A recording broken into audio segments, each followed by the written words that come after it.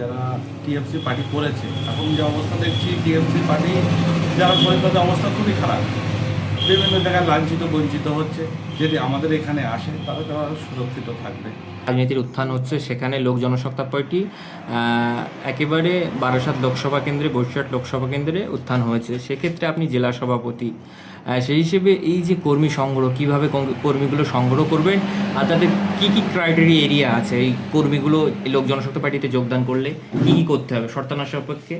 আপাতত আমাদের সাথে যোগাযোগ করে আমাদের ফোন নাম্বার দেওয়া থাকবে এতে জয়েনিং, তো আমাদের সাথে যোগাযোগ করে আমাদের পার্টি জয়েন করতে পারে। আমাদের পার্টি জয়েন করলে কি হবে, এখন যারা টিএমসি পার্টি করেছে এখন যে অবস্থা দেখছি টিএমসি পার্টি যারা করে তাদের অবস্থা খুবই খারাপ। বিভিন্ন জায়গায় লাঞ্ছিত বঞ্চিত হচ্ছে। যদি আমাদের এখানে আসে তাহলে তারা সুরক্ষিত থাকবে। এবং আমাদের লক্ষ্য একটাই, গরিব অসহায় মানুষ যারা তাদের পাশে দাঁড়ানো, যারা ঘরহীন হয়ে যাচ্ছে, ভূমিহীন হয়ে যাচ্ছে তাদের পাশে দাঁড়ানো।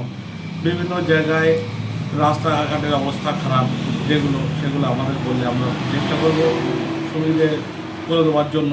যেখানে জল নিকাশি ব্যবস্থা ভালো না সেগুলো ঠিক করার চেষ্টা করব। আপাতত আমরা তো কেন্দ্রে বিজেপি সরকারের সাথে জোটে আছি। 24 পরগনায় আমাদের লক্ষ্য সংগঠন মজবুত করা। সংগঠন মজবুত করলে আগামী পঞ্চায়েতে আমরা লড়তে চাচ্ছি, যার জন্য আমাদের সংগঠনকে মজবুত করার জন্য সবাইকে আহ্বান করা হচ্ছে যে বিভিন্ন জায়গায় না ছুটে আমাদের জনশক্তি পার্টি জয়েন করার জন্য। আমাদের জনশক্তি পার্টি যদি জয়েন করে সব রকম সিকিউরিটি আমরা দেবো এবং তারা নির্ভয়ে কাজ করতে পারবে। এটা কাজের জায়গা, এর ভিতর কোনো দুর্নীতি থাকবে না। একদম সুস্থ সরল যারা মানুষ তারা এই পার্টিতে এসে জয়েন করবে। কোনো দুর্নীতির যারা করে দুর্নীতিগ্রস্ত তাদের জন্য এখানে কোনো জায়গা নেই। বিগত দিনে আপনাদের রাজ্য সভাপতি এখানে এসে তিনি বলে গিয়েছেন যে যারা কর্মী দলে যোগদান করবে তাদের আধার কার্ড নিয়ে যে যোগদান, মানে অন্য দলে তো কোনো এরকম কোনো সিস্টেম নেই, আপনাদের দলে এটা? আমাদের দলটা দুর্নীতিমুক্ত দল, এখানে কোনো দুর্নীতি লোককে জয়েন করানো হয় না। যার কারণে আমরা আধার কার্ড নিয়ে তার বায়োডাটাটা আমরা দেখি সে ভালো কি মন্দ। যদি সে ভালো থাকে, তার নামে কোনো কেস খামারি না থাকে, কোনো ক্রিমিনাল রেকর্ড না থাকে, এরকম নয় যে অন্য পার্টির থেকে এখানে আসলে ওয়াশিং মেশিনে ধুয়ে তুলসী পাতা হবে, তা হবে না।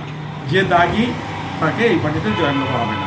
ওই জন্য আমরা আধার কার্ডটা নিই। ক্রিমিনাল বলতে কেমন? ক্রিমিনাল বলতে ধরো আগামী ইলেকশনে অনেকের মেরেছে, ধরেছে, ঘর বাড়ি ভেঙেছে, মা বোনেদের ইজ্জত লুটেছে, তারা তো ক্রিমিনাল। তাদের কোনো পার্টিতেই জায়গা নেই। আমরা তো কোনো সময় ক্ষমতায় আসলে তাদের আগে ধরবো আর খাড়াই ফুটে ফেলবো, অন্য কিছু করবো না। আমাদের মুখ্যমন্ত্রী বলেছে যে আজ সকালবেলা ধরবো, বিকেলে খরচা করে দেবো। আমরা তা করবো না, আমরা ধরবো আর জায়গায় পুঁতে দেবো। দেখা গিয়েছে যারা রেপ করবে বিশেষ করে, দেখা গিয়েছে যে বাংলার মানুষ বিভিন্ন সময় জমি জায়গা নিয়ে মারপিট থাকতে পারে, কেস কামারি থাকতে পারে, সেক্ষেত্রে কি প্রযোজ্য হবে? হ্যাঁ, আমাদের কাছে আসলে আমরা চেষ্টা করবো সেটা সুস্থভাবে সমাধান করবো। মানে তাদের ক্ষেত্রে কি তারা যদি পার্টিতে জয়েন করতে চায়? হ্যাঁ, করতে পারে। হ্যাঁ। মানে রাজনৈতিক হিংসার কারণ যদি হয় তাহলে আপনারা আপনাদের দলে নেবেন না? না, পারিবারিক কোনো পারিবারিক ব্যাপার কোনো বিষয় না। রাজনীতি করে যারা মানুষকে, অসহায় মানুষকে মেরেছে, ঘর ছাড়া করেছে, তাদের জায়গায় পার্টিতে কি বার্তা রাখবেন সাধারণ মানুষের উদ্দেশ্যে?